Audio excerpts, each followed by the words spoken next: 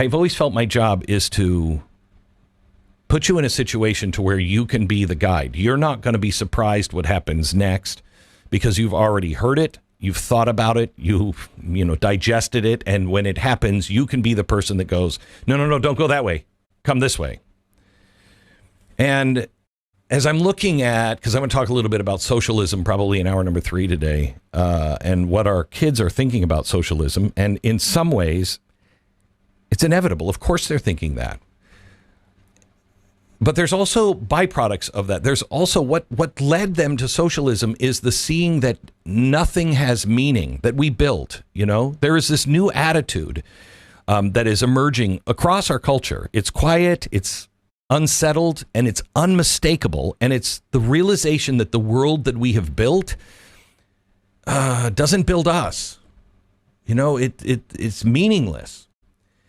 And in this last century, we have mistaken abundance for purpose. And we've stacked up skyscrapers and stitched supply chains together across continents. And we've filled warehouses, the size, honestly, have you seen some of the warehouses that Amazon has built? They're the size of small nations, it feels like. And they're filled with everything, every object the human heart could possibly desire. And then we stand by and we ask, why is the human heart starving? Because our heart doesn't need any of that crap that's in that Amazon warehouse. We in the past 100 years, and we're all coming to the same conclusion, I think, at the same time, but it will lead us into different paths. We have taught our children to chase two gods, wealth and fame. Okay? The two most fragile currencies ever created. And we ask our kids, what do you want to be? I've railed on this forever. When you have a young kid, the typical question is, what do you want to be when you grow up? You want to be a doctor, an athlete, an influencer, a billionaire? You could be president. That's the wrong question to ask. Who do you want to be when you grow up? Who do you want to be? What virtues do you want to embody? What kind of strength will you carry? What kind of courage do you hope to live out? We don't teach character. We teach branding, which is empty. Empty. Notice brands don't mean anything anymore. Logos don't mean anything anymore. They're empty. Everybody knows that. We've neglected the soul and instructed them in self-promotion. And then we wonder why an entire generation feels unmoored and suicidal. Living in a world wired for dopamine, not dignity, dopamine. But as I said, something remarkable is happening. People are beginning to say, enough. Not with anger, not with pitchforks, hopefully, but with a quiet rediscovery that meaning doesn't come from what you own, but from what you honor. This Thanksgiving, I sat with my son and we were up till about 2 o'clock in the morning. We had watched Planes, Trains, and Automobiles. And then we just sat there and we talked. And he started talking about school. And he just can't seem to find his way. And there's a million kids like this. He's so smart. He's got everything going for him, but he just can't find his thing.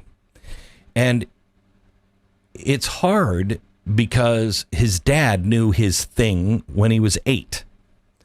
And I remember when Rafe was 13 years old, he was with a friend. We were in Los Angeles, and he was walking behind me with a friend, and I was with somebody else. And my friend said to him, as I was told later, so what are you planning on? What are you thinking about doing? What are your goals? And my son said, are you kidding me?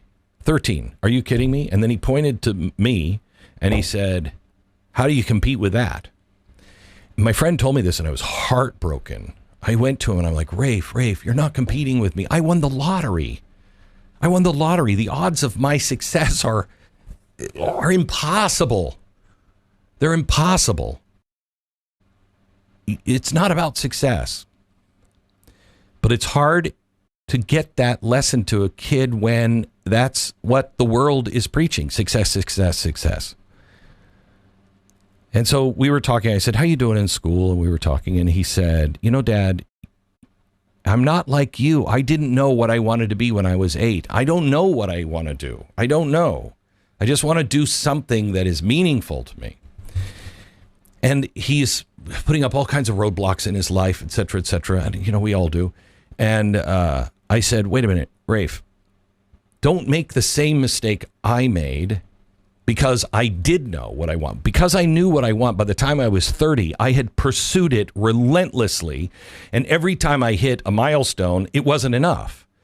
And by the time I was 30, I was an alcoholic. I was out of control. And I had just destroyed my whole life because I thought I knew exactly what I wanted.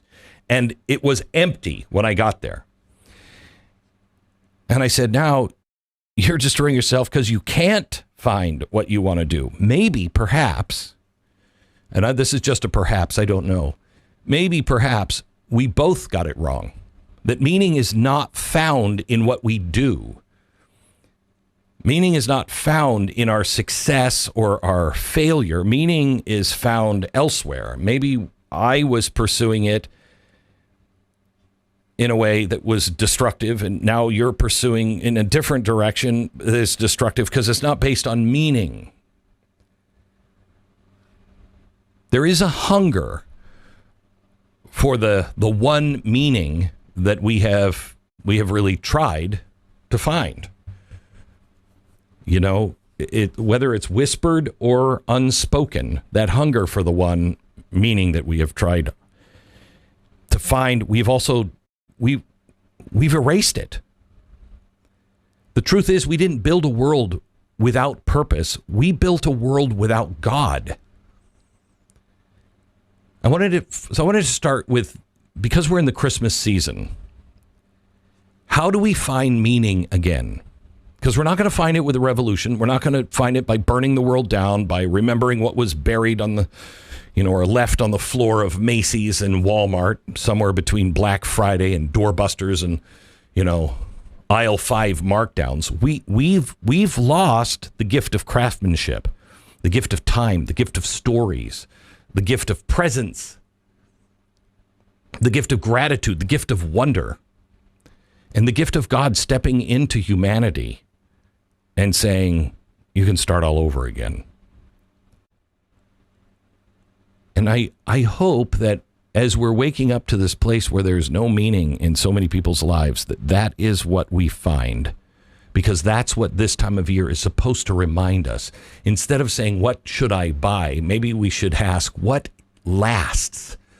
What has real meaning? What will help this person find meaning? What will help me find meaning by giving it to them? Instead of running our fingers over glossy packaging, we pick up something with memory attached to it, an heirloom, a handwritten letter, a book that shaped our life, a framed photo of a moment we nearly forgot that once we remembered, we're like, oh my gosh, that was so important. Look for gifts that tell your child, I see who you're becoming and I believe in you. A gift that whispers, this is a piece of our story. Carry it forward. A gift that says, I made this and I thought of you while I did it. Maybe the most meaningful thing we can give this year is that conversation like I had with my son by the fire after Thanksgiving. Or an apology that you've been waiting decades to express, or forgiveness that you never imagined offering. Maybe it's time to teach the meaning behind all of it, the meaning behind the season itself.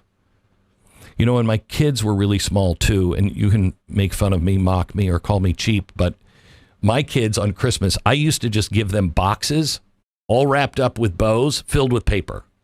Because at 2 years old, they didn't know what the gift was. They had no idea. They just liked the bows and the wrapping and the unwrapping and the boxes of paper. That was fun for them. That's all they needed. But I think in some ways, that's what we're giving each other. Even though we've put something in that box, that's what we've turned this holiday into. We keep the bows, we keep the paper, we keep the boxes, but we've taken the real meaning, the baby Jesus, out of the picture. So we've removed the reason for the box and the wrapping.